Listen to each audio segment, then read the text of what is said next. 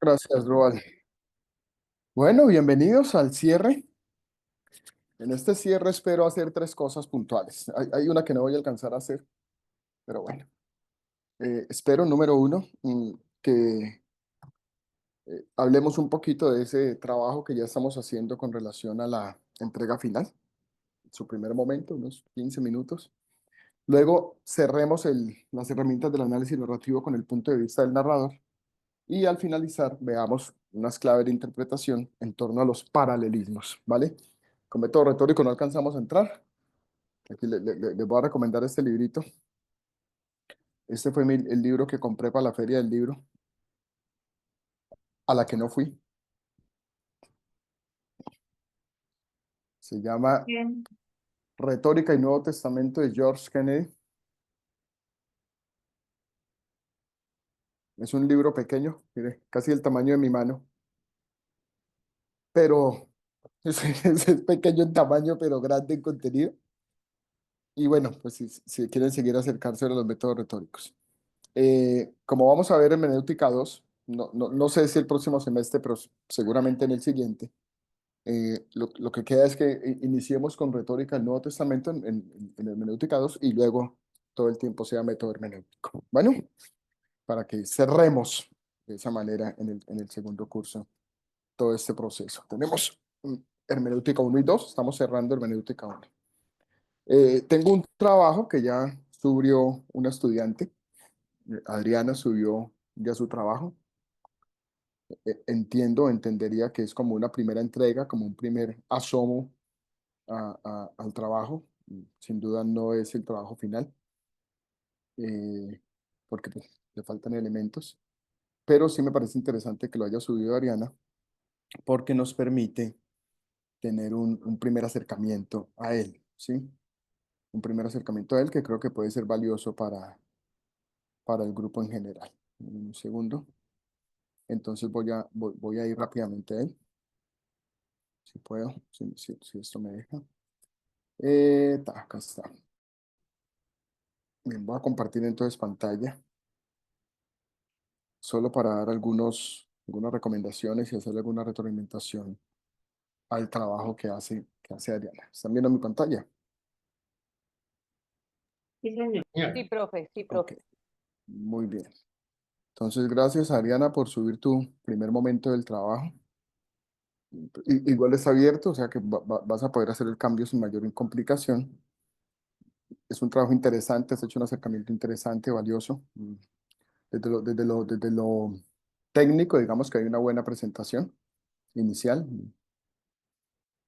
Eh, ¿Qué me falta? Te digo desde el punto de vista del estilo, ¿qué me falta? Me falta que me pongas bibliografía, por ejemplo, porque seguramente hay algunas cosas que has tomado de algunos autores a partir de algunas consultas, ¿sí?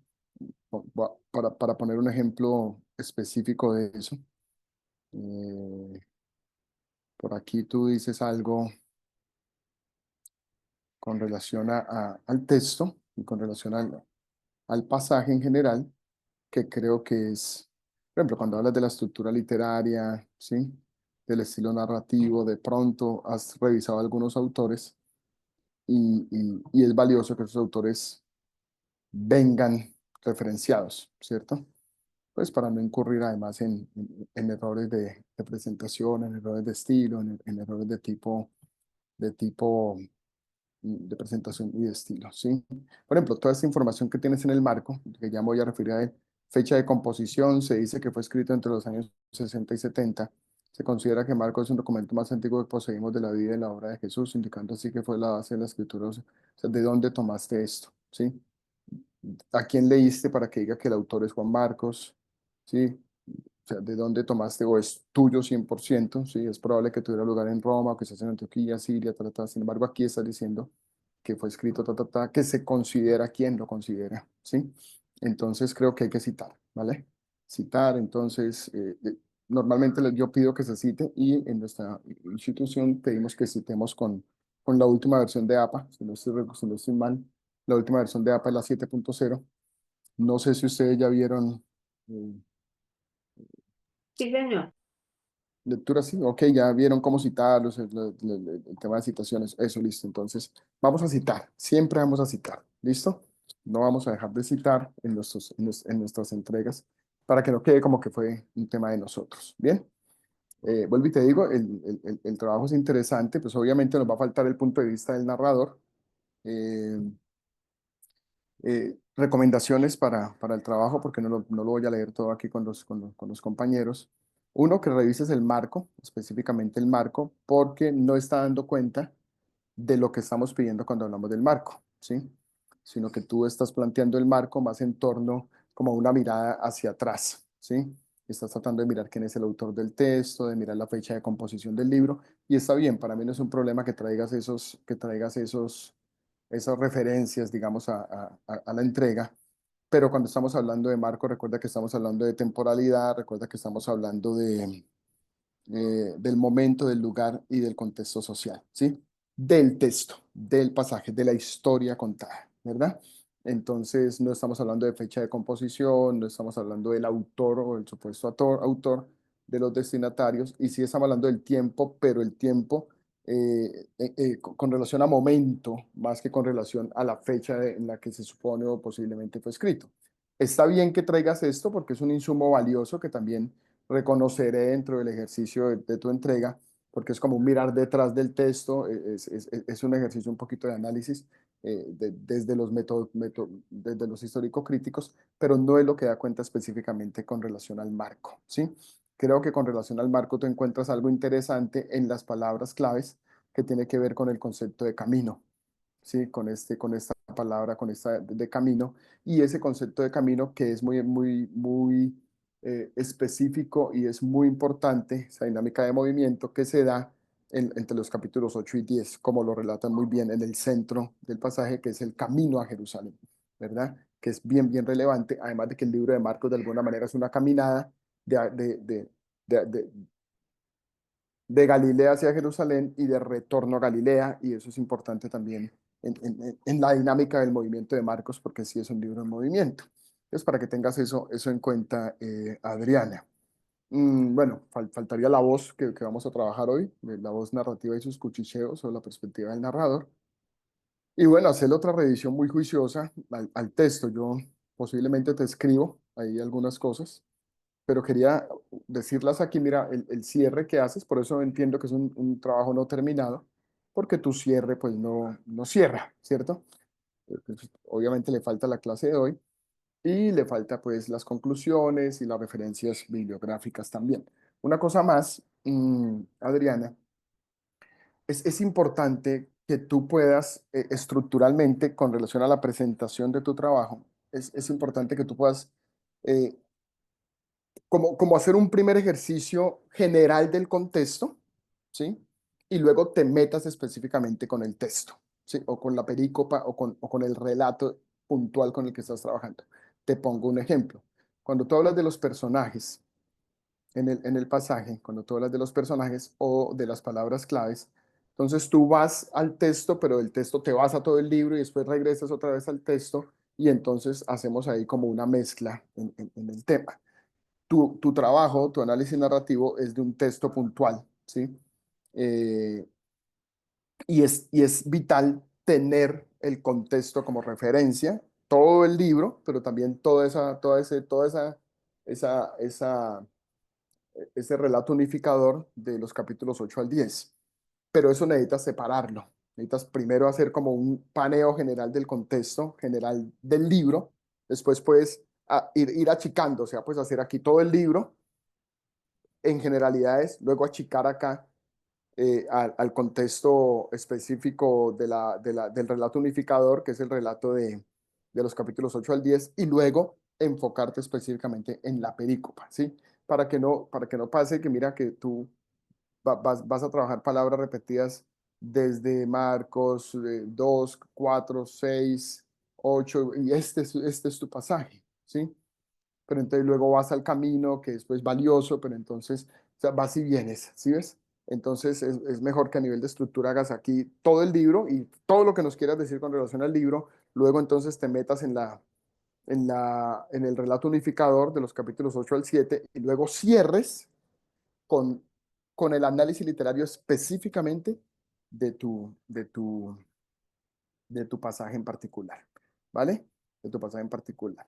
Cuando hablas de los personajes, por ejemplo, tú presentas a Pedro como un personaje redondo, pero presentas a Pedro como un personaje redondo en todo el libro, ¿sí?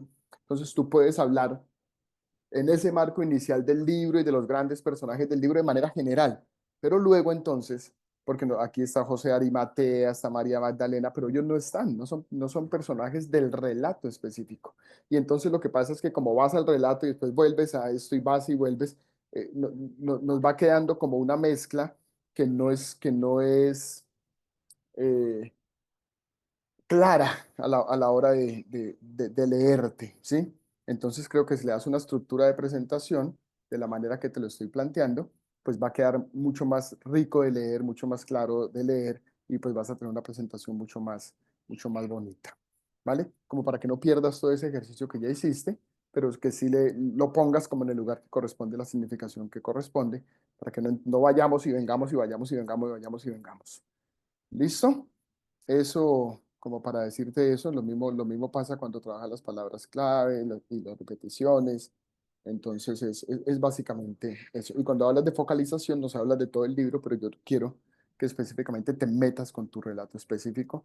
Y claro, que en tu conclusión de pronto vayas a la relevancia que tiene ese pasaje específico, que es muy importante en Marcos, con relación a el, el libro completo y la pericopa de Jesús en el camino o el relato unificado. Por ahí la Ok, cosa, Adriana. No sé ok, si quieres hacer listo, listo, profe. No, alguna no, muchísimas pregunta, algún gracias. Muchísimas comentario. gracias. Sí Listo, tenía esa perfecto. duda porque pues el pasaje que yo escogí es un pasaje que solo tiene 3 versículos, pero que esos 3 versículos encierran absolutamente todo el Evangelio de Marcos, entonces no sabía si centrarme solamente en esos 3 o si tenía que incluir todo lo demás. Y sí, sí, sí tenía Se esa me fue duda, profe. Adriana. Hola, hola, ¿me fui yo? Hola, hola. Hola, hola. Hola, hola, hola, hola, hola. Hola, ¿me escuchan? Catherine, ¿me Eh, escuchas? Ah, entonces la que me fue Adriana, ¿sí? ¿O me fui yo? ¿Cómo fue la cosa? Se escuchaba, pero la imagen congelada. ¿Me escuchaban a mí, pero mi imagen estaba congelada? Pero ya, ya, ya Pero a mí volví. se me fue Ariana. Pero listo, Ariana. Entonces esa es la idea. No pierdas lo que ya hiciste. Coge un gran contexto, luego enfócate en 8 al 7, en capítulos 8 al 10, y luego toda la candela que le puedas dar a eso. Y claro, haces las conexiones como se mostró anteriormente, sí, puedes hacer las conexiones para que no pierdas la riqueza del pasaje y pues te vaya a quedar un trabajo muy simple, ¿sí? Pero esa es la idea. Es un tema más de organización estructural. Bien, Listo, Catherine, tú profe. en algún momento Gracias. me levantaste la mano para decirme algo. ¿Qué era? Sí, señores, que para que no se me olvidara, es una pregunta con respecto a la bibliografía. Si uno consulta libros, por ejemplo, comentarios, cosas así, más no cita, porque en el caso específico vi unas cosas en las que no estoy de acuerdo, o sea, que no, pues me dan como un panorama de lo que piensan ciertas personas, encuentro pensamientos, digamos, diferentes. Suposiciones, bueno, no sé, tesis, hipótesis más bien, y no estoy de acuerdo, igual lo pongo como bibliografía. Lo pones como bibliografía porque lo consultaste. Ok. Y recuerda que uno cita para confirmar, pero también cita para refutar, ¿sí? Uno cita para confirmar, cita para darle autoridad a lo que está escribiendo, pero también cita para refutar. Tú puedes citar para decir, este personaje es un erudito, un estudioso muy juicioso, no quiero entrar en contradicción con él, pero no estoy de acuerdo con su planteamiento por esto, y plum, puedes citarlo, ¿sí? Entonces también se vale del ejercicio crítico citarlo. Pero si no lo citas, pero lo consultaste y eso va a darle riqueza a tu construcción, pues simplemente lo pones como referencia. A veces uno pone referencias primarias, que son las que cita, y secundarias, que son todas las que revisa, pero no cita, ¿no? Pero pues simplemente lo pones en la bibliografía. No, no, y está perfecto. Sí, Bueno, señor, gracias. vale, muy bien. con relación a trabajo y entrega final, ¿alguna pregunta, alguna necesidad, alguna recomendación, alguna solicitud, algo que decir al respecto? Hable hoy. ¿Para qué semestre es del 2026, me dijo, profe? Menos mal que usted tiene un año de incapacidad, hermano, entonces ahora ahí puede tener todo el tiempo para trabajarle a esa cuestión. A ponerme pilas desde ya, profe. No, trabajen tranquilos en el tema, van enviando y vamos trabajando. Está en la plataforma organizado. A ver, yo miro rápido la plataforma. Ya ahí tienen todos los documentos. Creo que había puesto algo de, de poesía y me había quedado oculto. Qué barbaridad. Hasta ahora me di cuenta entre yo y pero esto porque está oculto. O sea que pudieron ver lo de retórico, pero no pudieron ver lo de poesía de Ezio Sánchez, ¿cierto? No, pues ahorita me di cuenta, yo estaba convencido que lo había puesto bien. Y cuando ahorita miré yo esto porque está oculto para los estudiantes, pues quedó oculto para los estudiantes. Ahí le cambié un poquito la presentación porque es que esa presentación así vertical, rayada hacia abajo, me parece tan horrible que estoy encontrando otras maneras de hacer que la plataforma sea más amable. Me gustan más unas pestañitas que quedan así arribita, todas bonitas como hacía aquí, todas las pestañitas. Pero me toca cambiarle los títulos a esto. Entonces, por lo pronto dejé esto así que me parece que se ve como más bonito a la vista. Bueno, aquí, y eso va a hacer que cambiemos la forma de hacer los cursos. Ya aquí tienen todas las clases, que básicamente son los documentos, aquí está el de paralelismos y el de voz narrativa. Están la pestaña de la entrega final, y aquí hay un foro, donde tengan dudas y demás, pues me escriben al foro, eso me llega inmediatamente al correo, y entonces yo de una vez puedo responder a ese foro, o me escriben al WhatsApp, que tampoco es un problema. ¿Está bien? Y bueno, ya aquí tienen entonces todas las diapositivas y saben que Yuri les pone aquí todas las grabaciones también de los cursos, de los encuentros que están aquí. ¿Listo? Y todas las grabaciones para que puedan acercarse a ellas. Vuelvan sobre la grabación si lo requieren, vuelvan y revísenla, vuelvan y mírenla y pues vayan a la diapositiva donde estoy tratando de dejar lo más explícito posible cada uno de los temas. Bueno. Pero ya, ahí está. Y la entrega final, creo que la tienen para el 11 de abril. Fin Ay, de 11 de año. abril. 11 de mayo. 11 de mayo del 2025 tienen la entrega. O sea, ya casi, porque hoy es 8. ¿Les da o no les da? ¿La ampliamos un poquito? Díganme ni la Yo amplío. No pensé que tengo era para problema. diciembre, pero O la dejamos así. Lo agradecemos, pastor. ¿La abrimos un poquito? ¿Están todos de acuerdo? ¿Todos necesitan que la abramos? Sí, ¿Sí? señor, porfa, gracias. Es que está chévere y nuestra queja no es porque nos exija, sino porque está larguito, pero está Sí, muy porque chévere. porque es extenso, es verdad. Yo sé que es extenso. Y a mí A me ver, tocó volverlo a hacer. ¿y a ti te tocó qué?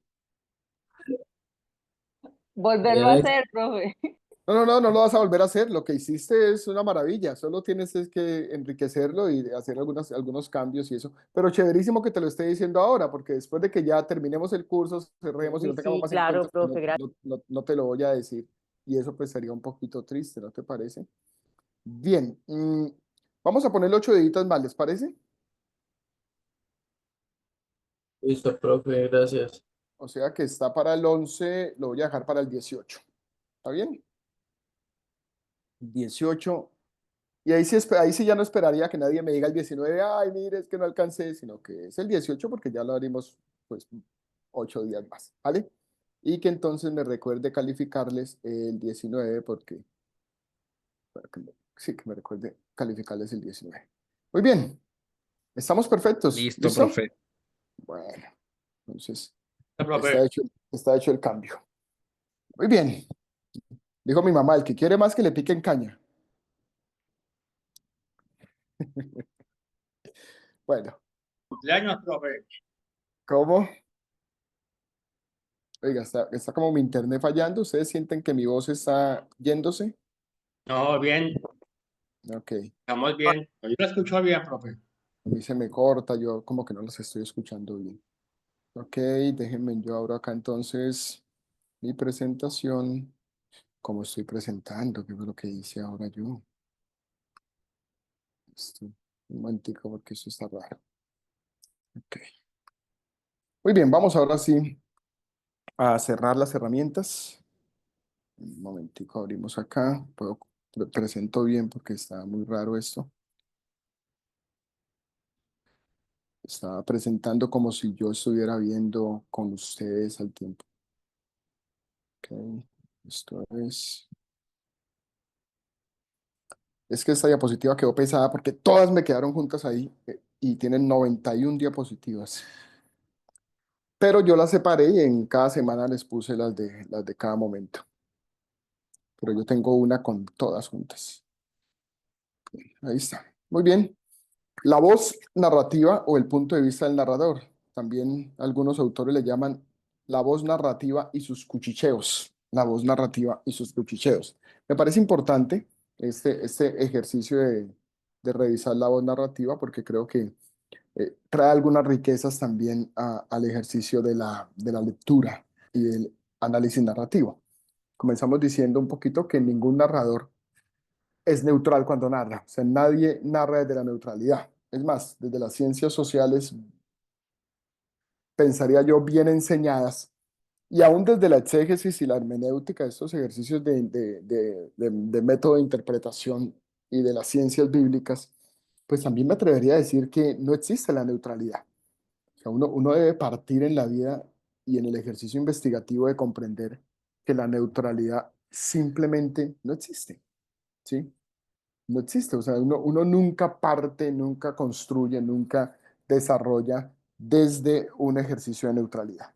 Y eso pues tampoco es un secreto para el narrador, y menos para el narrador bíblico. El narrador bíblico no asiste a la construcción desde o a su construcción desde la neutralidad.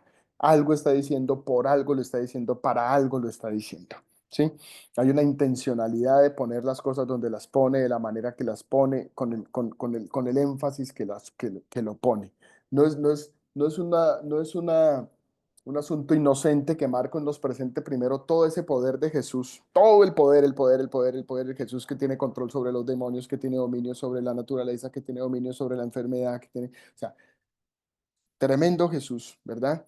Los demonios, todo lo obedecen. Y luego en el capítulo 8 nos marca ese giro dramático para luego mostrarnos al Jesús que va camino al sufrimiento, al Jesús que muere en la cruz, ¿verdad? O sea, no es inocente ese ejercicio.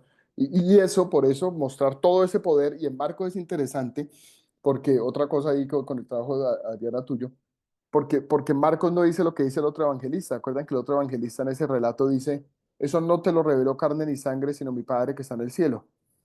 Marcos no lo dice. Marcos no lo dice. Marcos no dice, eso no te lo reveló. No, simplemente dice, y Jesús les dijo que no le dijeran a nadie. ¿Y eso por qué? Y si Ariana quisieras poner eso en comparación con el otro, ¿qué significaría eso? ¿Y cuál sería la intencionalidad de Marcos de presentar a Jesús como lo presenta al inicio, para luego presentar ese movimiento climático del texto, esa acción transformadora, pero, pero omitir eso que dijo el otro autor? ¿Sí? Como está estudiando Marcos, ¿sí? No decir por qué el otro autor lo dijo, sino porque Marcos no lo dice. Y eso me parece que es relevante a la hora de presentar en todo el libro a Jesús. Entonces, una voz que se las ingenia, perdón, para guiar al lector o la lectora. Ojo, es una voz es una voz en la narración, es una intromisión en la narración. El narrador se intromete en la narración para guiar al lector o para guiar a la lectora, para guiar a la persona que hace la lectura, proporcionándole aclaraciones de tal manera que le ayuda a comprender el texto. ¿Sí? Claro, ya observamos el punto de vista evaluativo, ¿recuerdan? Y vimos que el punto de vista evaluativo produce empatía, simpatía y antipatía, ¿verdad? No obstante, y muy interesante, eso es muy interesante, muy bonito, eso, pues si lo pueden traer, Ariana lo trae de una manera muy interesante en ese marco general, pues chévere, pero eh, el punto de vista del narrador da cuenta de esto del punto de vista evaluativo, pero lo amplía, lo enriquece, va a traer otro tipo de comentarios y cuchicheos, a veces en voz alta, a veces como en voz baja, a veces como muy sutiles, ¿sí? A veces de manera explícita, a veces de manera implícita, a veces de manera directa, a veces de manera indirecta, ¿sí? Es sutil a veces, pero nos va comunicando siempre a través de un ejercicio y de todo tipo de comentarios. Y es bien importante tener esto en cuenta en el ejercicio de lectura del texto bíblico y del análisis narrativo. Entonces, el comentario explícito, por ejemplo, es la intervención del narrador con un comentario de la historia contada. Por ejemplo, interpreta, explica o hace algún juicio de valor, ¿verdad? Establece algún juicio o con una comunicación directa al narratario, es decir, al lector. Va a interpelarnos como lectores. Nos va a decir algo puntual como lectores. ¿Sí? Ese es un comentario explícito. ¿Sí? Un comentario explícito, entonces, es que el narrador va a interpelar al narratario o con una comunicación directa. El narratario somos nosotros, es el lector, ¿no? Va a interpelar al lector o como una comunicación directa o dentro de la historia contada hace un comentario que interpreta, explica o juzga. Ya vamos a ir a los ejemplos como para ir comprendiendo esto cada vez mejor.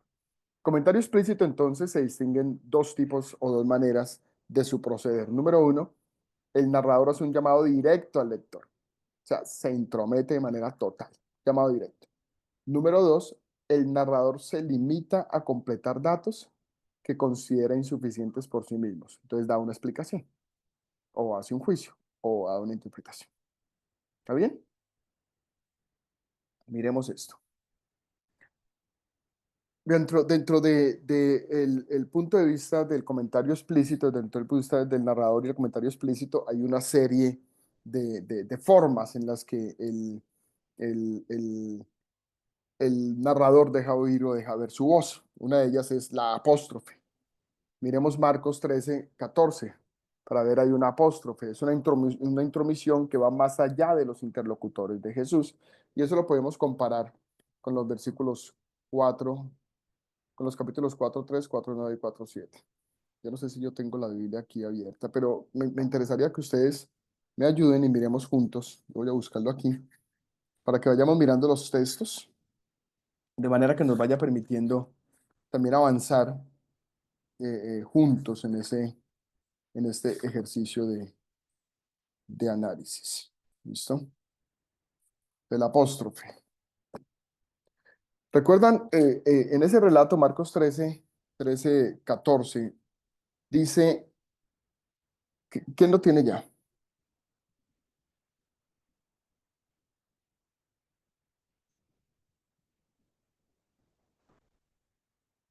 Pero cuando veáis abominación, Sí, sí, dale, dale.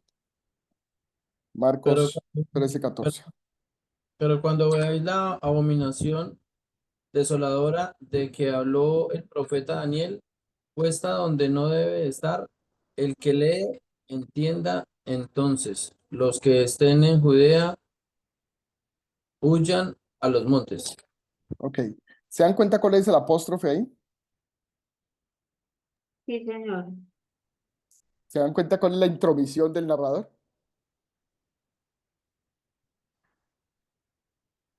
Dice, y es el paréntesis, básicamente. El Sí. que lee, entienda. Ahora, ¿por qué esa apóstrofe es supremamente interesante como intromisión? Miremos rápidamente, de pronto Juan tienes ahí, o Adriana, o Catherine, o Gerardo.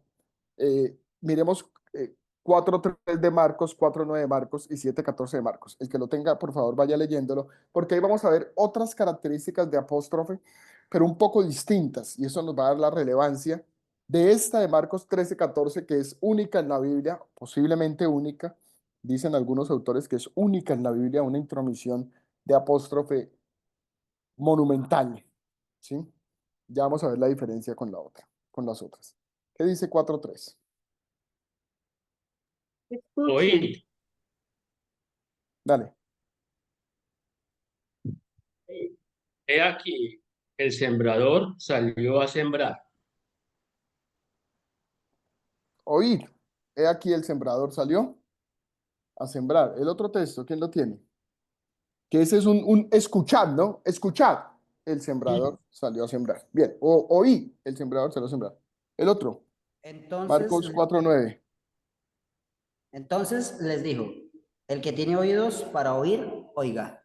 Ahí está. Entonces les dijo, el que tiene oídos para oír, oiga. ¿Y qué dice 7:14?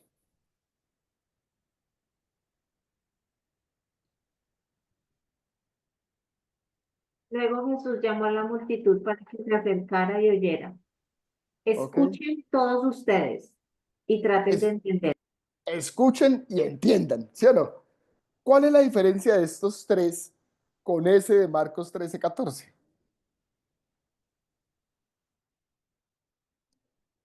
¿La cogen? ¿La tienen? ¿Quieren tirarse?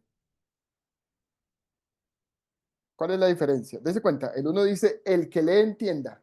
El otro dice, oíd, escuchen, entiendan. ¿Cuál es la diferencia? Pues es que yo noto al menos, profe, que unas Ujú. son instrucciones y la otra suena como a Ok, sarcasmo, está bien, sí, una podría ser. ironía. Pero con Quiere relación al saber. lector, con relación a piensen en lo que el narrador está, en la intromisión del narrador, que va más allá de los interlocutores de Jesús. En esos tres pasajes, tanto en el 4:3 como en el 4:9 como en el 7:14, uno perfectamente puede decir que ese narrador, eso que se está diciendo, es perfectamente claro para el oyente también, para el oyente inmediato de Jesús, para aquel que está interactuando, que es el interlocutor inmediato de Jesús. Pero aquí no, porque aquí lo que dice es el que lee, entienda. Esto es un mensaje directo para el lector. Aquí no esto es posible que ni siquiera lo hayan sabido, entendido, escuchado los primeros oyentes o los interlocutores primeros de Jesús, porque él no está diciendo el que oiga entienda, no, está diciendo el que lea entienda. Así que es una interpelación directa para nosotros que estamos leyendo. Pero no sé, de pronto también es la versión, porque Míralo en otra versión. sí, porque acá por lo menos estoy mirando la Nueva Biblia de las Américas y dice, Jesús les decía, escuchen todos lo que yo les digo y entiendan. Pero Jesús entonces les decía, le quitó el apóstrofe. Le quitó el apóstrofe. Pero ese apóstrofe, y eso es importante, y ese es el valor. Recuerden lo que dijimos como en una primera o segunda clase. Es el valor de los originales. Ahí es cuando tengo que ir al original. ¿Sí? Y el apóstrofe sí está en el original. ¿Sí? Solo que, claro, una versión dinámica. Vamos a mirar nueva traducción viviente. Una versión dinámica nos va a llevar a nosotros a transformarnos un poco el lenguaje porque es dinámica, ¿sí? Porque lo que persigue es eso, es traer el lenguaje de una manera como clara al que está hoy. Por ejemplo, traducción en lenguaje actual dice, el que lea esto debe tratar de entender lo que digo. Cuando vean que se presenta una oferta, pero es interesante lo que dice la traducción en lenguaje actual, que es una versión súper dinámica, el que lea esto. Y la pero, pero traducción la nueva traducción viviente también. Sí, entonces creo que se acercan un poco más al original. Hay que ir al original. Eso que tú hiciste ahí, Catherine, por ejemplo, ¿a qué nos lleva? A que tenemos que ir a mirar el original, ¿sí? Porque, ¿cuál es el peligro? Tú miraste la de las Américas, ¿no? ¿Cuál es el peligro? la nueva Biblia de las Américas, pero también la Biblia de las Américas, Sí, porque y creo que esa también es por- literal, ¿no? La Biblia de las Américas. no sé qué tan literal sea la Biblia de las Américas. Bueno, Es No sé, bastante ni literal, siquiera, ni profe. siquiera soy, ni siquiera estoy tan seguro de que sea una traducción. Tendría que investigarlo, ¿sí? Tendría que investigar si es una traducción desde los originales o no. Porque recuerden que hay versiones y traducciones, ¿no? Como también hay paráfrasis. Entonces tendría que revisar. Es una Biblia que no he estudiado, es una Biblia que yo no uso. Yo no me acerco a la Biblia de la América muy poco, ¿sí? Eh, pero, pero es de análisis, ¿sí? O sea, es de análisis. Lo que quiero decir es que ya en dos, vamos a mirar la nueva versión internacional. Ahora bien, cuando vean la abominación que causa obstrucción, donde no deben estar, paréntesis, el que lee, que lo entienda, entonces los que están en Judea huyan a las montañas. Ahora, si tenemos ya cuatro versiones con la nueva traducción viviente que nos lo presenta así y una que nos dice que nos lo presenta de otra forma. Ya eso nos da un criterio de juicio, ya nos permite hacer algunos criterios de valor. Pero vamos al original. Yo creo que tú manejas un poquito el griego, lo puedes hacer, ¿sí? Y de manera instrumental también lo pueden hacer, con una buena gramática del griego y un léxico del griego se puede hacer, del griego se puede hacer, sí, del griego, para mirar cómo es que está eso escrito. Sin embargo, yo sin manejar el griego, daría fe a estos cuatro, entendiendo que nueva traducción viviente no estoy tan seguro que sea una traducción desde los originales, pero una versión internacional sí, TLA sí. Y pues Reina Valera también. Pero en Reina Valera también habla así, dice, oídme, y le dijo a la multitud, oídme todos sin entender. No, yo leí en Reina Valera. Yo leí en Reina Valera. Sí. Creo que leí en Reina Valera. Vamos a ver. Pero no, sí, Sí, ahí no el que está lee, entienda. Sí, está. Reina Valera del 60. en Mira. el Pero 14, cuando, 14, pero cuando veáis la 7, abominación, 14. Ese 14. estoy leyendo, 14. Pero cuando veáis la abominación desoladora de la que habló el profeta Daniel, puesta donde no debe estar, el que lee entienda, en paréntesis, entonces los que están en Judea huyan a los montes. Está, Profe, en Reina aquí Valera. tengo, Por eso 14. tengo otra versión acá que es la Peshita y dice así, y cuando vean la señal de la abominación destructora de la que se habló en el profeta Daniel, colocada donde no debe estar, el que lea entienda, Vuelve. entonces los que estén en Judea escapen al monte. También Mira lo en interesante. paréntesis está el que lea Exactamente. entienda. No sé si tú estás mirando el 13 o el 14, Catherine. Yo estoy mirando Marcos 7, 13. No. 14. Ah, No, no. No, es 7, 14. 13, 13, 13, 14. 14. Razón, Ah, hermana. con Pero razón. No, ahí nunca lo íbamos a encontrar, Catherine, nunca, nunca. estábamos, eran en dos partes. Ah, no, sí, claro. No, es que el de 7-14 sí es la intromisión, digamos, no interpela al lector, sino al interlocutor. Es la de 13-14 la que interpela directamente al lector. Mire cómo lo dice la nueva versión, la palabra, la palabra, la versión, la palabra, la BLP, me encanta como lo dice. Mire lo que dice. El que medite en esto, medite en esto el que lo lea. Interesante. Medite en esto el que lo lea. Me encanta. A mí esa versión me encanta. Entonces, es eso. Ahora sí, mira en la Américas, cómo queda 13-14, Catherine, ya que la tienes ahí y nos genera inquietud.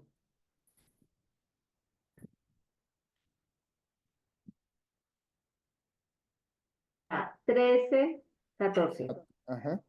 Más cuando veáis la abominación de la desolación puesta donde no debe estar, dice entre paréntesis, el que lea que entienda. Entonces Exacto, los sí. que estén en Judea huyan a los montes. Sí, ahí está. Esa sí hay coherencia en todas las versiones. Y es una interpelación impresionante porque es que está diciéndole al lector. O sea, eso es una cosa maravillosa, ¿verdad? Se le está diciendo al lector. El que lea, medite en esto, el que lea, entienda. Y me parece, es única en la Biblia, realmente es única. Según algunos autores, no se ha encontrado otra. Yo tampoco he encontrado otra, que no soy tan juicioso como ellos, pero es muy interesante. Bien. Otra manera, otra forma de presentar ese comentario explícito del narrador es el balance de situación, que básicamente es como hacer un balance, ¿cierto? Con relación a lo que está aconteciendo. Entonces, es un salto del narrador del tiempo de la historia a su propio tiempo, que eso también lo encuentra uno mucho en el texto bíblico, y eso a mí, yo les confieso que eso a mí me generaba conflicto. Eso a mí me metía como en crisis, porque yo decía, pero ¿cómo es esta vaina? O sea, miren Deuteronomio 34, 5 y 6 y Mateo 28, 15, porfa. Asdrúbal, ayúdanos ahí con uno de esos textos y José, ayúdanos con el otro. Puede ser Deuteronomio 34, 5, Asdrúbal y Mateo 28, 15, José. Profe, Profe, ¿me Señor, repite nuevamente el? aquí está en la pantalla, pues. Mira, Mateo 28, 15. Sí. profe, otro que hizo algo parecido, si no estoy mal, no recuerdo la cita, ¿no fue Pablo? Cuando dice, hablo por mí, o algo Ah, ok. así. Aunque ahí sí ya no es necesariamente la voz del narrador, sino del narrador secundario. Hay una cosa que yo, es que no les quise, no me quise meter en eso, no me quise meter en eso, que es un poquito enredado, pero de pronto les pongo un cuadrito ahí. Es básicamente esto. Hay un narrador extradiegético y otro que es intradiegético, ¿sí? A ver si encuentro ese carreto mientras los hermanos buscan el. Pero ¿qué pasa? Es que es un poquito enredado eso del narrador extradiegético, intradiegético. Entonces yo no quise meterme en ese cuento para no enredarle la pita. Pero les voy a hacer un cuadrito aquí rapidito con eso. Voy a hacer aquí, voy a usar a ver si todavía tengo Si todavía tengo, ya me la quitaron. Que el único No, mío que... 34, 5 y 6. Listo, léelo, pa. Bueno, dice. Y murió allí Moisés, siervo de Jehová, en la tierra de Moab, conforme al dicho de Jehová, y lo enterró en el valle en la tierra de Moab, enfrente de Beth Peor, y ninguno conoce el lugar de su sepultura hasta hoy. ¿Ven ahí? ¿Hasta cuándo? ¿Qué significa hasta hoy?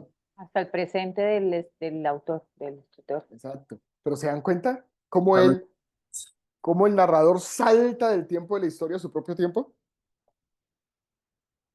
¿Y cuándo se escribió Deuteronomio? Eso es otra discusión que no vamos a tener ahorita. Ustedes ya vieron introducción a la Biblia, espero que la hayan tenido. Y que hayan hablado de eso, de los documentos del deuteronomista y de la hipótesis documental y de toda esa cuestión. Bueno, en este momento no es relevante. Miremos Mateo 28. ¿Quién lo tiene? José. Ve, ya no tengo, Listo, ya no profe, ya, tengo. yo lo tengo. Sino que me Dale, tocó pues. apagar la cámara porque tengo un internet bastante intermitente. Tranquilo, apaga la que está bien. Mateo 28:15 dice, y ellos, tomando el dinero, hicieron como se les había instruido. Este dicho se ha divulgado entre los judíos hasta el día de hoy. Este dicho se ha divulgado entre los judíos hasta el día de hoy. Espérenme que esto me empezó a molestar. Este dicho se ha divulgado entre los judíos hasta el día de hoy. Eso es interesante, ¿no? Porque eso de alguna manera nos da como que el autor como que el autor de Mateo quiere salir al paso con una discusión permanente que era si Jesús había resucitado o no, ¿no?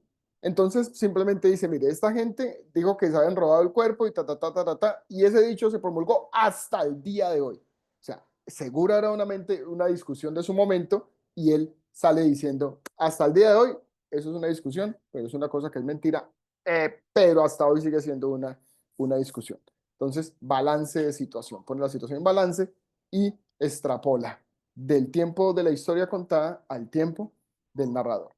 Atravesar el espesor del tiempo es otra cuestión en la que un comentario del narrador atraviesa el tiempo para la comprensión del lector.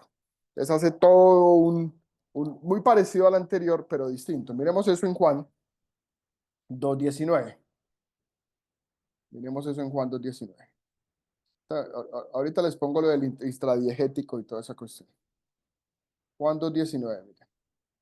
2:19 y 20 dice, los judíos le replicaron, 46 años costó construir este templo, ¿y tú piensas reconstruirlo en 3 días? Pero el templo del que hablaba Jesús era su propio cuerpo, ¿verdad? Jesús les contestó, destruí este templo y en 3 días yo lo levantaré de nuevo. Los judíos le replicaron, 46 años construir este templo, ¿y tú piensas reconstruirlo en 3 días? Pero el templo del que les hablaba era su propio cuerpo, ¿sí? Entonces el narrador simplemente da una explicación,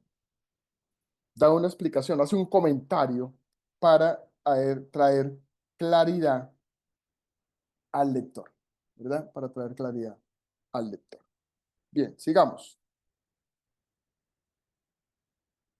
Para no detenernos ahí, pues habrá más ejemplos, sí, sin duda los hay. La glosa explicativa.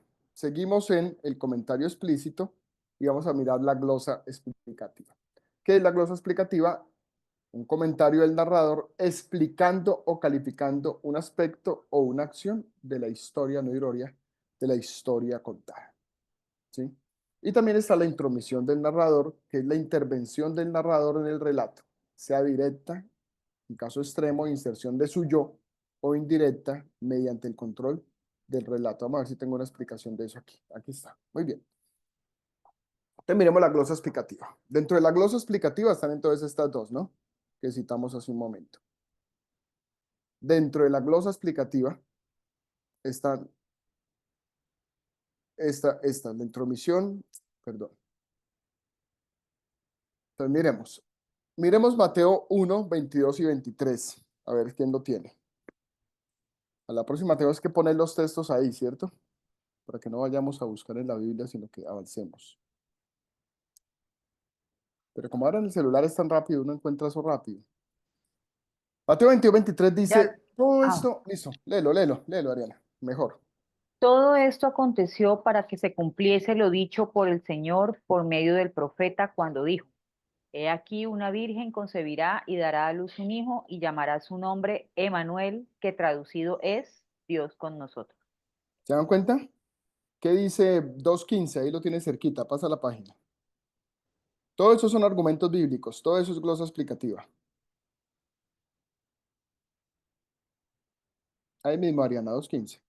2:15. Y estuvo allá hasta la muerte de Herodes para que se cumpliese lo que dijo el Señor por medio del profeta cuando dijo, de Egipto llamé a mi hijo.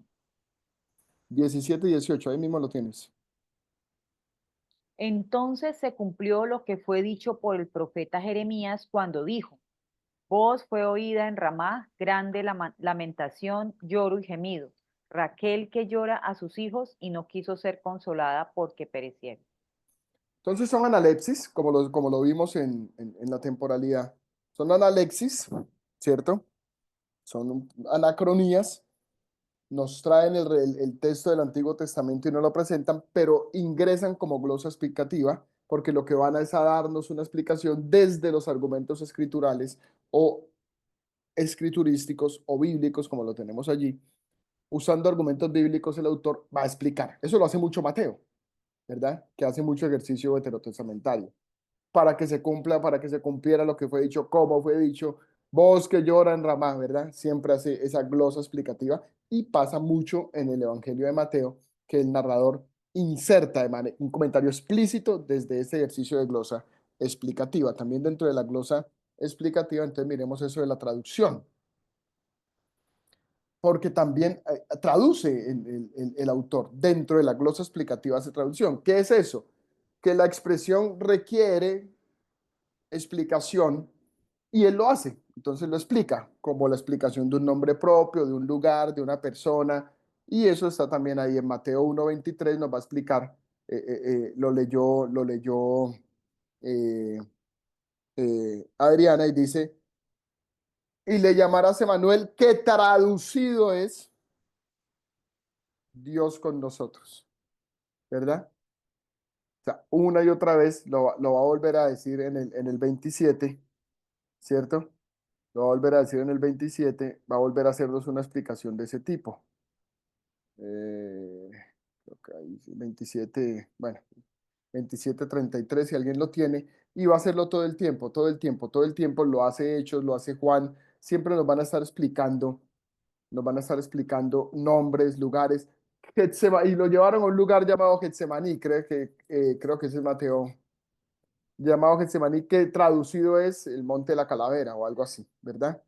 O compró un campo de sangre, hablando de Judas, llamado Aceldama, que su traducción es campo de sangre. Bueno, constantemente el autor va a estar haciendo este tipo de ejercicios para mm, explicar, a partir de un ejercicio de traducción, explicar el nombre. Tense en cuenta, por ejemplo, en Ruth, había un hombre llamado Elimelech, que tenía dos hijos, Malón y Kelión, pero no nos traduce los nombres.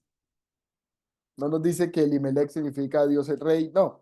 Pero en los evangelios y en algunos momentos sí nos explica los nombres. O Jesús lo llamó Boanerges, que traducido es o que significa hijos del trueno.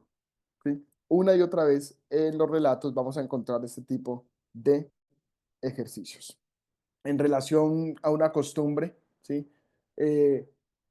Con esto declaraba puros todos tus discípulos comen sin lavarse las manos, no porque ellos no necesitan lavarse las manos. Con esta declaración constituía puros o declaraba puros todos los alimentos, ¿verdad? O sea, hay esas explicaciones que requieren traducción y que el narrador traduce.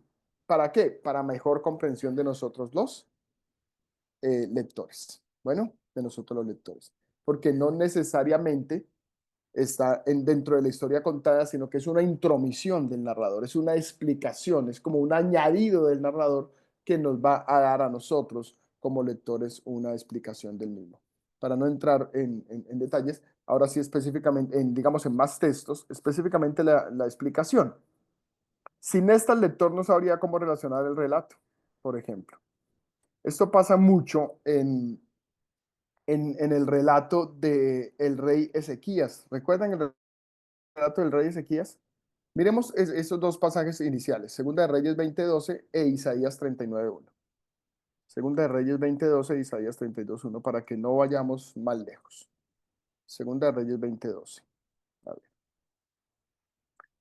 Dice por 20:12. entonces, sí, léelo, dale. En aquel tiempo, Merodac Baladán, hijo de Baladán, rey de Babilonia, envió Segunda, mensajeros, sí. Segunda de Dale. Reyes 2:20, ¿sí? Sí, estás bien, estás bien. 2:12 es. Segunda de Reyes 12, 12, sí, está bien. 20:12. 20:12. Envió mensajeros con cartas y presentes a Ezequías porque había oído que Ezequías había caído enfermo. Ok, des en cuenta de eso. ¿Se dan cuenta dónde está la sutileza de la explicación? En aquel tiempo, el rey de Babilonia, el nuevo rey de Babilonia, envió mensajeros y cartas y presentes a Ezequías. ¿Y para qué? Porque estaba enfermo. Porque había oído que Ezequías estaba enfermo. ¿Se dan cuenta de la explicación? Porque había oído que Ezequías estaba enfermo. Pero si él no nos dice que había oído que Ezequías estaba enfermo, pues nosotros no sabemos por qué fue que le mandó cartas. ¿Cierto? Eso fue porque estaba enfermo. Miremos Isaías 39:1, que es un texto paralelo, ¿no? Pues no paralelo desde el punto de vista del paralelismo, sino que es un texto que cuenta la misma historia, digamos que tiene conexión histórica en el relato. Isaías 39:1, ¿qué dice? ¿Quién lo tiene? Poco tiempo después, Merodac Baladán, hijo de Baladán, rey de Babilonia, le envió saludos a Ezequías junto con un regalo. Se enteró de que Ezequías había estado muy enfermo y que se había recuperado. Mire, este le da un toque más, ¿no? No solo dice se enteró de que estaba enfermo, sino que ahora dice y se había recuperado. Y saben ustedes que eso es tremenda estrategia del rey de Babilonia, del nuevo rey de Babilonia, para poner a Ezequías a jugar en su bando y para que también el reinado de Ezequías entre en la hecatombe, ¿no? ¿Recuerdan? Creo que más adelante vamos a mirar un poquito de eso. Entonces ahí está. No voy a leer los otros textos, ustedes ya tienen la diapositiva. Acérquense y revísenlo para mayor comprensión. ¿Está bien? A Marcos 1:22, 3:21, 5:8, 5:42. Miremos Marcos 6:14, pues, como para que miremos uno en el Nuevo Testamento y hagamos el ejercicio. Oyó el rey Herodes la fama de Jesús porque su nombre se había hecho notorio y dijo: Juan el Bautista ha resucitado de los muertos y por eso actúa en él esos poderes, ¿sí? Porque su nombre se había hecho notorio. ¿Eh? Ahí está, ¿sí? Como un porqué, como una razón. Ahí va dando cuenta como de una ley de razón que va conectando y va permitiendo que uno entienda, digamos, la dinámica de la trama, por qué la trama se está desarrollando como se está desarrollando, qué es lo que está pasando en el relato y por qué se está actuando como se está actuando. Luego la niña se levantó y andaba, pues tenía 12 años. ¿Mm? Dice el versículo 42 del capítulo 5. Pues tenía 12 años. Y se espantaron grandemente. ¿Mm? Entonces nos va contando el autor. Visión del interior y visión desde atrás. Eso está muy desde el punto de vista de la focalización cero, ¿verdad? Pero vamos a mirarlo aquí como glosa explicativa en Isaías 39:8. El que leyó Isaías 39:1, porfa, léanos Isaías 39:8, para que miremos ahí como esa focalización cero desde el punto de vista de la glosa explicativa, de visión del interior y desde atrás. ¿Cómo dice Ariana? Y dijo Ezequías a Isaías: la palabra de Jehová que has hablado es buena. Y añadió: a lo menos haya paz y seguridad en mis días. Oiga, ¿quién dice eso? Ezequías. Mire eso que dice Ezequías. Y añadió, bueno, ojalá haya paz y seguridad en mis días. Frente al anuncio de Isaías de que ha cometido un terrible error, de que ha abierto las puertas a Babilonia, de que se ha aliado con Babilonia y ha dado la espalda a Dios, Ezequías responde, bueno, por lo menos haya paz y seguridad en mis días. Y uno dice, oiga, qué bonita frase, porque eso aquí nos deja también en una ambivalencia, ¿sí? Eso nos deja en una disyuntiva un poquito, porque puede significar, bueno, Ezequías al final quería terminar sus días sabiendo que había, que su pueblo iba a tener paz y seguridad, pero también eso puede significar, Que no le después, importaba. después de mí, Exacto. la destrucción. Sí, o sea, también puede significar, bueno, por lo menos yo salgo limpio, de ahí para allá y verán que se defiendan. ¿Sí? Entonces, deja como que uno juegue con el ejercicio interpretativo de las palabras del rey Ezequías. Bien, la evaluación. Miremos la evaluación.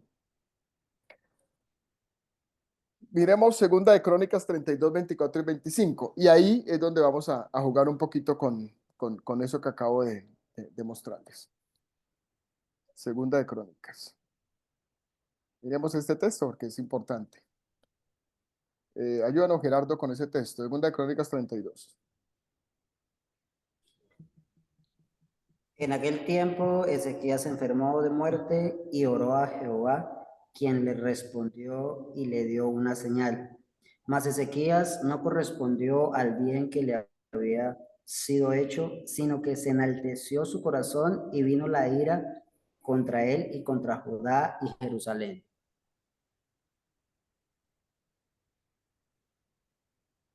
Versículo 31. Del 32. Sí, del mismo.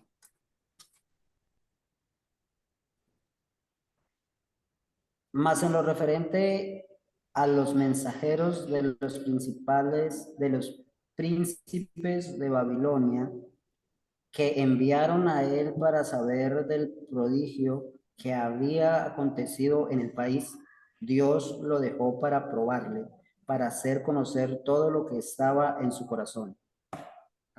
¿Se dan cuenta cómo el narrador nos va diciendo, Dios los dejó para probarlo? Sí, o sea, digamos, se distingue por sus juicios, ¿verdad? Para ver lo que había en su corazón. Pero a veces, o sea, digamos que ahí se distingue, entonces le queda a uno como jugar con eso, le queda a uno como determinar de qué manera uno va a jugar con eso. Pero también a veces se establece esa evaluación de forma positiva, como en el caso de Job. Recuerden que al final de Job lo que dice es que vuelve la bendición a Job, ¿cierto? Y es una nota, o sea, lo que quiero decir con esto es que esa voz, ese comentario explícito del narrador, es una nota de juicio, de alguna manera, que nos va, o una nota de valor, ¿sí? Que va a caracterizar, o distinga usted, haga usted el análisis de la situación y haga usted y saque usted sus conclusiones con relación a lo que Dios permite o a lo que está pasando, pero a partir de lo que el narrador va a decir, o también a veces simplemente nos va a decir, mire, la acción que se dio con relación a Job fue positiva porque Job recibe nuevamente la bendición. Recuerde que dice que tuvo 7 veces más y que volvieron y nacieron hijos e hijas. Y esa es una información referente a Job que nos dice, oiga, la bendición de Job regresó. Así que cuando uno lee ese texto en clave de evaluación de toda la experiencia de Job, uno dice, oiga, al final la experiencia de Job fue positiva porque el resultado final de la vida de Job, de la experiencia de Job, del caminar de Job y del andar de Job, pues termina siendo una cosa positiva. Y también está el comentario implícito. Y el comentario implícito es todavía más complejo que el explícito. Vamos a ir rápidamente por los ejemplos porque son varios. Este da un efecto de sentido imputable al narrador, pero no inscrito en el enunciado explícito, es decir, no es explícito. Es solamente perceptible en el manejo de la trama o la descripción de acción de los personajes o el actuar o cómo se describe la operación, el comportamiento, el accionar de los personajes. El narrador no habla de manera de facto, sino que habla de manera tácita. Esta voz narrativa adopta varias formas. Vamos a mirar una a una rápidamente esas formas. Que me devolví mucho. Ok. Rápidamente aquí. La intertextualidad, por ejemplo. Es un fenómeno por el cual el texto remite a otros textos por medio de una cita, alusión o eco. Por ejemplo, el libro de Apocalipsis con el libro de Daniel. Mire todas las referencias que tiene el libro de Apocalipsis con relación al libro de Daniel. En el capítulo 1, versículo 13, 13a, 13b, 14, y van conectando 13a con el 7.13 de Daniel, 13b con el 10.5 de Daniel, 14 con el 7.9 de Daniel, 15 con el 10:6 de Daniel, 17 con el 8:16 o 10:15 de Daniel y 10:15 de Daniel, verso 18 con el 4:31a y el 6:27b, verso 19 con el 2:28, 29 y 45 de Daniel. ¿Sí? Todo eso son conexiones intertextuales que lo que hacen es conectar el relato de un texto con el otro, generalmente, y cuando hay intertextualidad, generalmente es un ejercicio de intertestamentario muchas veces, ¿no? Va de un intertestamentario no, sino que va de un testamento a otro. Entonces aquí vemos a Apocalipsis con Daniel, una conexión, Por ejemplo, yo encuentro una intertextualidad entre la parábola del hijo pródigo y el relato de Caín y Abel. Yo encuentro una intertextualidad ahí. En la parábola de los dos hijos perdidos, allá del 11 hacia adelante de Lucas 15, y la parábola y el relato de Caín y Abel. ¿Sí? Yo encuentro una acción de paralelo, pero muy intertextual, porque da cuenta como de un evento similar, de una dinámica similar. También son dos hermanos, hay un hermano y en clave a la pregunta de ¿dónde está tu hermano? Y de la respuesta, ¿acaso soy yo guarda de mi hermano? Pues es casi que la misma situación que se da en el texto de Lucas. El hermano no busca a su hermano, no se preocupa por su hermano y al contrario se enoja cuando su hermano es recibido. Y ahí hay toda una dinámica muy interesante de conexión entre un pasaje y el otro. Esto, pues bueno, tienen la diapositiva para que hagan la comprobación de los textos uno a uno. Está la transtextualidad, que es una relación manifiesta o secreta con otros textos. Una percepción por parte del lector de relaciones entre una obra y otra que le han precedido o seguido. Se puede incluir la reminiscencia, la repetición de estructura o la recuperación del matiz literario. Por ejemplo, Lucas 7, 11 al 17 es el relato de la viuda de la resurrección del hijo de la viuda. Se compara con Primera de Reyes 17, 17 al 24, que es también la resurrección del hijo de la mujer, allá de Elías. Y los personajes no son los mismos, los personajes difieren, pero la trama es análoga, la trama es similar. O lo vimos también, si ustedes recuerdan, cuando hablamos de la repetición, lo vimos cuando hablamos de la escena del pozo, ¿recuerdan? Que se repite en el siervo de Abraham y luego vuelve y se presenta una escena similar en Jacob con Rebeca y luego Jacob con Raquel, perdón, el siervo con Rebeca, Jacob con Raquel, luego se nos presenta ya en Moisés con Séfora y luego se nos presenta en Jesús con la samaritana, ¿verdad? Y es un relato así como repetitivo, cambian los personajes, difiere la dinámica de los personajes, pero la trama es análoga. La paradoja, ¿están muy cansados? Que es importante, estos que siguen son, bueno, todos son, pero los que siguen son claves. La paradoja, la ironía, el malentendido. Entonces, ¿tomamos agua y volvemos? ¿Qué dicen? Díganme ustedes cómo se sienten. Sí, Si profe. quieren estirar, Sí, Amén, no, amén. vamos. me descuido, voy dándole mal. Usted me duerme y yo sigo, me vuelvo el pastor de sus sueños, el profesor de sus sueños. Entonces, bueno, vamos a tomar agüita y volvemos 8:30, ¿está bien? Vamos a dar una media horita más. Vale, Bueno, volvemos en 15, 13 minutos. bueno.